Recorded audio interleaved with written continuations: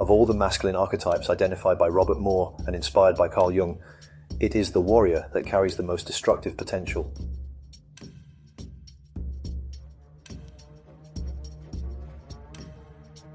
When we feel our personal boundaries being challenged, our inner warrior energy starts to rise.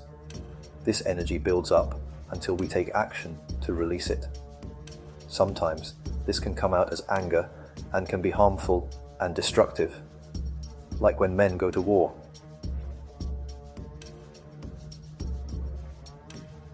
Both men and women can access warrior energy, but in general, it is men who are more associated with channeling the energy of the warrior, while women find it easier to plug into lover energy. However, as feminism and the prevalence of absent fathers have grown in our society, the environments that foster a healthy expression of male warrior energy have declined.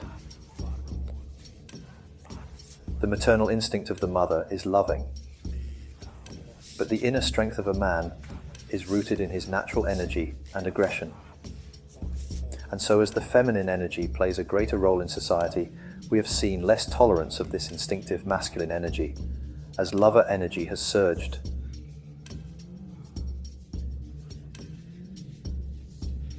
This has only forced the warrior into the shadows, but the modern man will still try to find ways to channel his warrior spirit.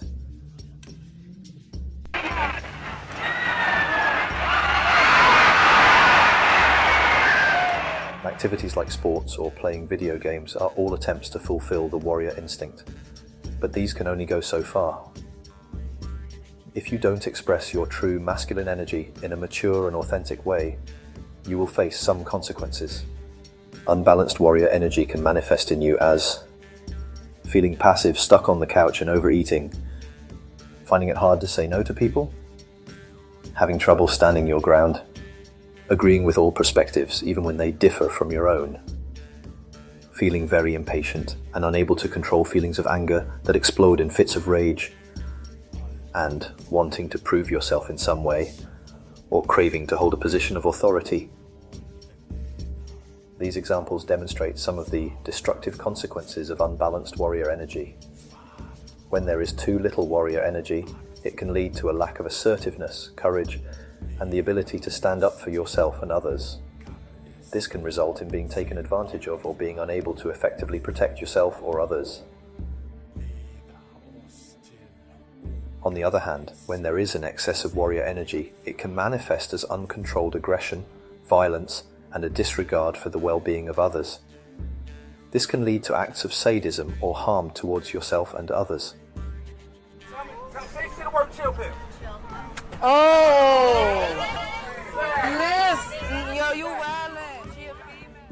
Where can we see the devastating effects of all this bottled up warrior energy in our modern culture? Tragically, we see the shadow warrior clearly manifesting in the increasing number of school shootings and teenage stabbings in Western culture.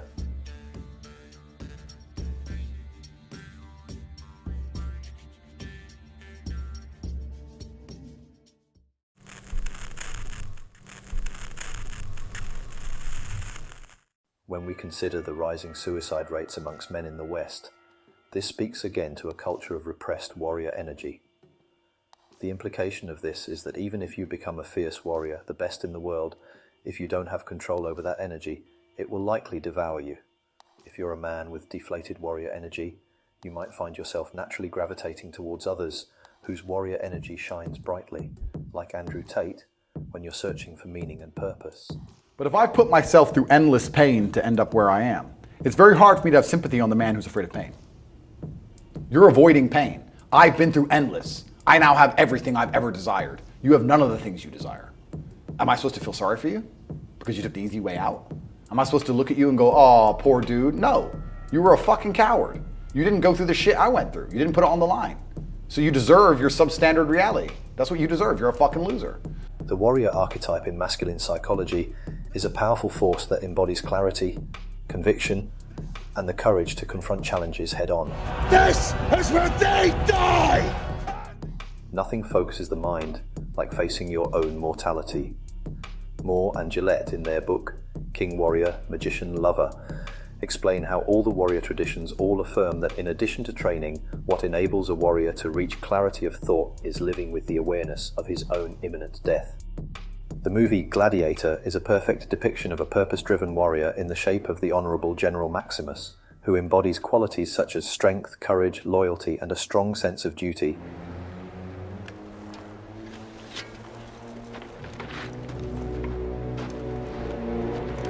My name is Maximus Decimus Meridius, commander of the armies of the North, general of the Felix Legions, loyal servant to the true Emperor Marcus Aurelius, father to a murdered son, husband to a murdered wife, and I will have my vengeance in this life or the next. Some individuals may not understand the importance of the warrior archetype in masculine psychology, because they may not have experienced the positive aspects of this archetype, or they may have only been exposed to its negative aspects. Additionally, some may view the warrior archetype as outdated or unnecessary in today's society, where physical strength is not always required to be successful. Convicted child offender Jack Reynolds did an interview where they asked him what sort of characteristics did he look for in a child before targeting them. And he said, more important than the characteristics of the child, he looked at the characteristics of the family. The first thing he mentioned was that if he perceived the father to be a threat, he stayed away. Which tells us a few things, dads. One, you better be a threat. But two, you better be present enough in your child's life to where they know you're a threat. And I would say it tells us one more thing that's very interesting. There's a lot of people right now that seem hell-bent to have sexual conversations with our children without our knowledge. Those are the same people telling us that the very things that make you a threat are manifestations of toxic masculinity. So maybe we shouldn't listen to those people. This is a point Robert Moore was keen to make clear during his lectures. I want to do that first before emphasizing the pathology, because I'm really tired of people not understanding that the warrior is an important aspect of the human psyche. I'm not one of those who thinks it can ever be expunged. It will never be expunged from the human psyche. The only thing that can be done is to deal with it realistically. It's like all the other archetypes, which we'll see in a minute. You get a fantasy of banishing it only to your peril and the peril of the people around you. It's important to recognize that the warrior archetype is not just about physical strength or the ability to fight. It is about having the inner strength to face challenges and overcome obstacles, to stand up for what is right and to protect those who are vulnerable. When balanced with compassion and empathy, the warrior archetype can be a powerful force for positive change in the world. Whether it's breaking free from damaging relationships, standing up against oppressive regimes, defending against foreign invaders, or conquering our own addictions and temptations, the warrior within us enables us to reclaim our autonomy and freedom. In moments of emotional release, when the full energy of the warrior archetype surges through us, we are set apart from others and the world around us. It is this intense surge that empowers us to overcome obstacles and challenges that come our way, and it is through this renewed purpose that we can wholeheartedly pursue our true destiny in life.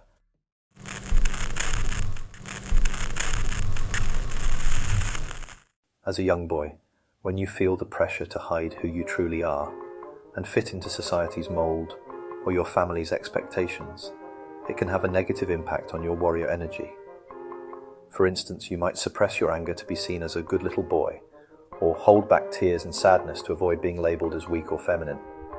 Unfortunately, these suppressed emotions can build up and become more intense over time, potentially resulting in explosive bursts of rage or bouts of depression. But I wasn't bothered about fighting. I thought, I'll have a fight with anybody. Win, lose or draw, I'm out there. Shirt off, done and dusted. You know, what can you get? A few cuts and bruises, maybe on toothpaste, sprained nose or something. Man got cheeky to me, he was getting it. Right hand straight on the tash. For Tyson Fury. Growing up in the gypsy way of life, with a formidable, brash, bare-knuckle boxing champion for a father, it seems likely Tyson would never have been able to display any tears. And I looked back and I looked at these doctors. I said, hear these words. He's not only going to live, he's going to be nearly 7 feet tall, 20 stone.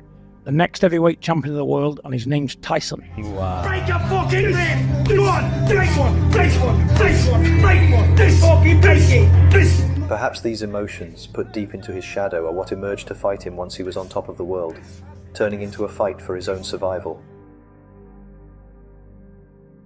From the United Kingdom, the new unified heavyweight champion of the world, Tyson Fury! When Fury became boxing heavyweight champion of the world, deposing Vladimir Klitschko of his 10-year reign in 2015, he had fulfilled his burning ambition, his life's goal. But that was just the start of his unraveling. Over the course of 2 years, his life spun out of control, spiraling down into drink, drugs, and depression. Tyson Fury returned to Britain world champion, but with as many detractors as ever. I don't know if you've seen the tweet from the MP Chris Bryant, but he said today that your aggressive style of foul homophobia is precisely the kind that leads to young gay suicides. Are you a homophobe? Would you self-identify as a homophobe? As a what? Understood. Get up! Get up and bow! Get up and bow to my son, everyone! I'm fat, I'm bald, I'm ugly. I wouldn't have nothing done. I've not even had a wash this morning, not even had a shave. Look at the state of me. This is the heavyweight champion of the world, ladies and gentlemen. No, I'm a champion in recess. There's the heavyweight champion of the world there, looking fit as anything, in shape, with a nice suit on, snappy haircut, clean shave, smells good, the lot. This isn't the heavyweight champ, is it? Look, I've got a pair of shoes on. I don't know where these are from actually. These might be. Oh my God. I think these are the cleaners. No, there's no honour in being a champion at all. Prestige. Prestige comes with money. Status. Status comes with money. Role model. Role model. I ain't. No. I know what I say we should all do. For a crack. Go on a lad's jolly outing in Cologne. Everyone get proper rat-assed here in Cologne and caused mayhem. All end up in the clink for the night. Are we agreeing to this? You up for missing the flight, Cleveland? The man in the grip of the shadow warrior, particularly the masochist form, can be self-punishing and obsessed with succeeding. Once Fury had no opponents left to face, nowhere higher to go, he literally began to beat himself up.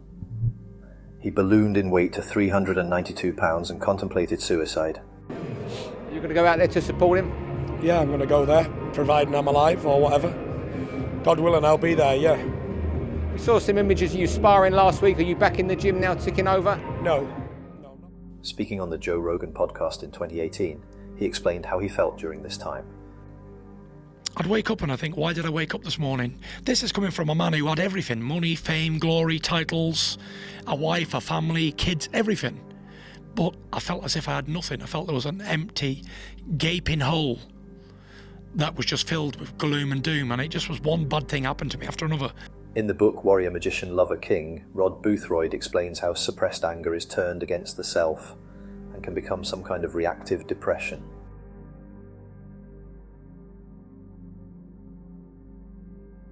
When Fury found himself at his lowest point, he said he considered driving his Ferrari off a bridge and ending it all. But he heard a voice telling him not to do it, to think of his wife and kids and the pain it would cause them. He continued to suffer and cope through alcohol and drugs until one night at a Halloween party, he had an epiphany. And I left, and everyone said, are you going home early? I said, yeah. I left at 9 o'clock, I went home. And I got back home, I didn't say anything to the wife, I just went straight upstairs into a dark room. And I took the stupid skeleton suit off, and I was sat there, and I got on my knees and I was praying and begging God to help me. And at this point, I'd never begged or cried to God to help me before. I'd prayed a lot all my life, but I'd never been in this physical state before. I could feel tears running down my face. My chest was wet with tears, because I knew I couldn't do it on my own. It wasn't possible for me. Because I tried and tried and tried, and ended up back in the pub, back drinking. I almost accepted that that was going to be my fate, an alcoholic. So I was on my knees in this bedroom, and after praying for about 10 minutes, I got up and I felt the weight of the world was lifted off my shoulders. And for the first time in years, I knew I was going to make a comeback. And I called my wife. I said, Paris. She said, what? She thought I was drunk coming home from the pub. I said, Monday morning, I start to regain mission to try and get the heavyweight championship of the world back. She said, yeah. Because before this, every time I'd have a beer, I'd come back and I'm going to be the heavyweight champion of the world again, because it was the alcohol talking. So I was like the man who called wolf 1,000 times on this stupid career that I was living on the past, thinking about years before glory days. And after this prayer, I got up, I said, right, this is going to be it. She didn't believe me 1 second. But even when I speak to her now, she says, that night you told me that, she said, I hear a difference in your voice. Something happened. In that moment of clarity, in his cathartic crying, he found his cause. All the pent-up sadness that had been buried within his shadow was finally released, and his warrior archetype was given a fresh purpose. Guess who's back? The one and only. Shout going out to the big bronze bomber, Deontay Wilder. Big respect for giving me the motivation, telling me I can't do it, and I'm finished. Coming back for you, baby. Coming back for you.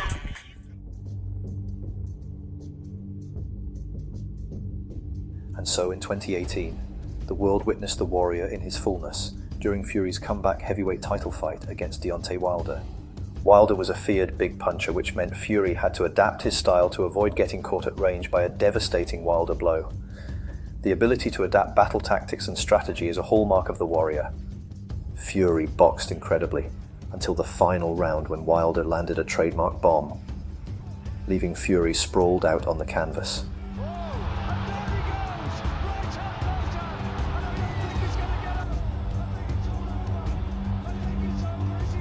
He looked down and out again, but amazingly he rose to his feet, like Lazarus.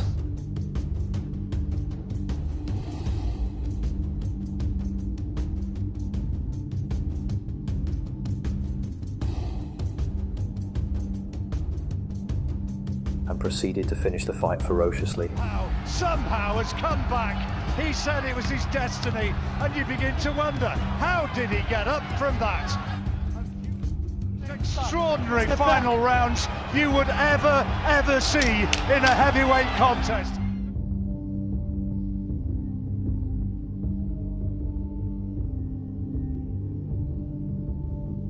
Controversially, the judges' cards determined the fight a draw, but everybody who watched knew Fury was the real winner. 113, even a draw. The decision is a split decision draw.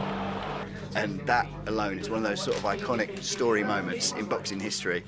The comeback of Tyson Fury, it's not just this 3 year It's an iconic comeback, innit? You know what I mean? A 2.5 year out the ring, 10 stone ballooned, mental health problems. I just showed the world tonight, everyone suffering with mental health, that you can come back and it can be done. Everybody out there who has the same problems that I've been suffering with, I did that for you guys. You know the truth. Everybody knows I won that fight. And if I can come back from where I come from, then you can do it too. So get up, get over it, and let's do it. Seek help, and let's do it together as a team. I did it for you guys. Are you interested in discovering if you truly embody the essence of the warrior in his fullness, or if you are influenced by its more shadowy aspects? Why not take the Masculine Archetypes test? It's absolutely free and can guide you on a path of self-exploration. By gaining a deeper understanding of your masculine energies, you'll uncover your strengths and identify areas where you can grow.